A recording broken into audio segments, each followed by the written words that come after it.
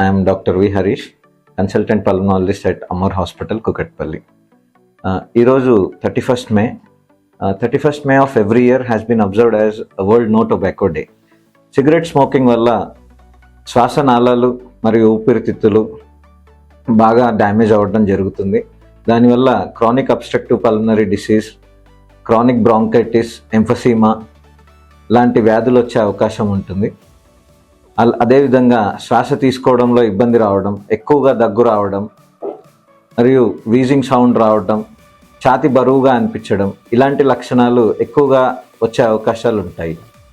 Cigarette smoking ఎక్కువగా చేయడం వల్ల లంగ్ క్యాన్సర్ వచ్చే రిస్క్ కూడా బాగా ఎక్కువగా ఉంటుంది. బాడీలో ఉండే ఇమ్యూనిటీ అంటే రోగ నిరోధక శక్తి కూడా బాగా తగ్గిపోయి ఎక్కువగా ఇన్ఫెక్షన్స్ వచ్చే అవకాశం కూడా ఉంటుంది.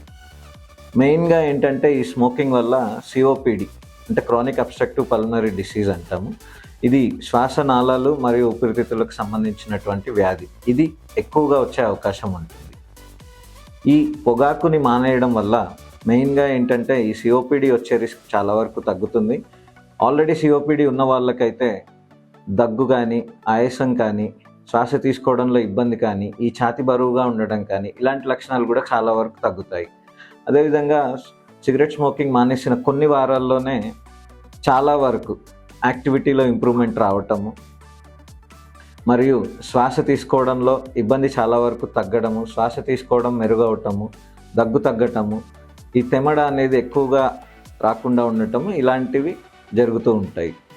అదేవిధంగా పొగాకు మానేయడం వల్ల లంగ్ క్యాన్సర్ రిస్క్ కూడా తగ్గుతుంది. రోగ నిరోధక శక్తి కూడా బలపడి ఇన్ఫెక్షన్స్ వచ్చే రిస్క్ కూడా చాలా వరకు తగ్గుతుంది. కాబట్టి ఈ వరల్డ్ నో టొబాకో డేలో let's all pledge to stop smoking and other forms of tobacco use. Thank you.